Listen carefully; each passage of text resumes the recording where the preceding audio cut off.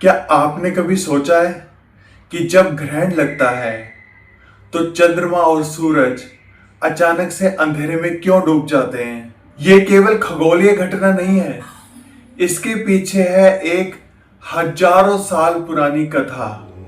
आज मैं सुनाऊंगा आपको राहु और केतु की रहस्यमय कहानी। ये वही छाया ग्रह है जिसके कारण सूर्य और चंद्रमा पर समय समय पर ग्रहण लगता है। कौन थे ये राहु और केतु और क्यों सूरज और चंद्रमा को निगल जाते हैं, और ज्योतिष में इनका इतना महत्व क्यों है, आइए जानते हैं विस्तार से। बहुत समय पहले जब देवता और दानव मिलकर समुद्र मंथन कर रहे थे, तब उस समुद्र मंथन से 14 अनमोल रत्न निकले।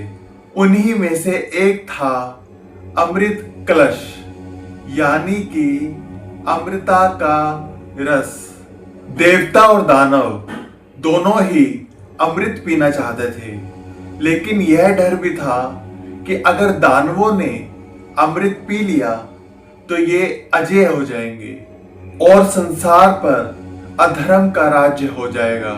तभी भगवान विष्णु ने मोहिनी का रूप धारण किया और चालाकी से भगवान विष्णु ने सभी देवताओं को अमृत पिलाना शुरू किया। दानवों को धोखा देकर लाइन से हटा दिया गया, लेकिन एक दानव बहुत चतुर था। उसका नाम था सर्वभानु। वह दानव देवताओं का रूप धारण कर अमृत पीने बैठ गया। जैसे ही अमृत उसके गले में पहुंचा, सूर्य और चंद्र ने उसे पहचान लिया और भगवान विष्णु को इशारा किया।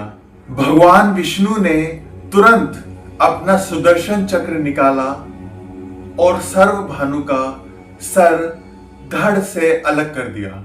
लेकिन तब तक वह अमृत पी चुका था, इसलिए उसका सिर और धड़ दोनों ही नहीं मरे।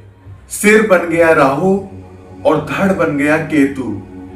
दोनों ही अमर हो गए, लेकिन अलग अलग अस्तित्व के साथ। उसी दिन से राहु और केतु सूर्य और चंद्रमा से घृणा करने लगे, क्योंकि उन्हीं की वजह से राहु और केतु की यह दशा हुई थी। इसीलिए राहु और केतु सूर्य और चंद्रमा को समय समय पर निगल लेते हैं। इसी घटना को कहते हैं ग्रहण।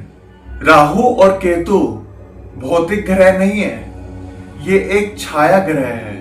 राहु ग्रह मोह, वासना, भ्रम, भौतिक इच्छाओं का प्रतीक है। केतु ग्रह त्याग, मोक्ष, रहस्य, आध्यात्मिकता का प्रतीक है।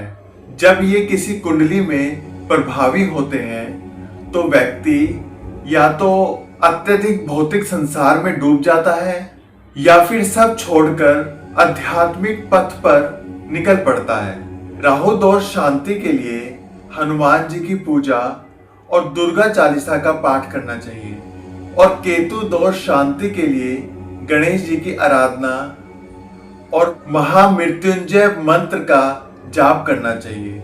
विशेष करके ग्रहण के समय इसका जाप अत्यंत फलदायी माना गया है। और राहु और केतु हमेशा एक दूसरे से 180 डिग्री पर रहते हैं। जन्म कुंडली में अगर राहु मजबूत हो तो व्यक्ति को अचानक शोहरत, पैसा, सत्ता मिलती है, लेकिन साथ में भ्रम और घमंड भी बढ़ता है। लेकिन अगर केतु प्रभावी हो तो आदमी सब कुछ छोड़कर साधु संत बन जाता है, परंतु उसका जीवन रहस्यमय और अकेला हो जाता है। इसीलिए कहा गया है कि राहु देता है बांधने वाला मोह और केतु देता है छोड़ने वाला त्याग। तो दोस्तों, 7 सितंबर 2025 दिन रविवार, इस दिन ग्रहण लग रहा है।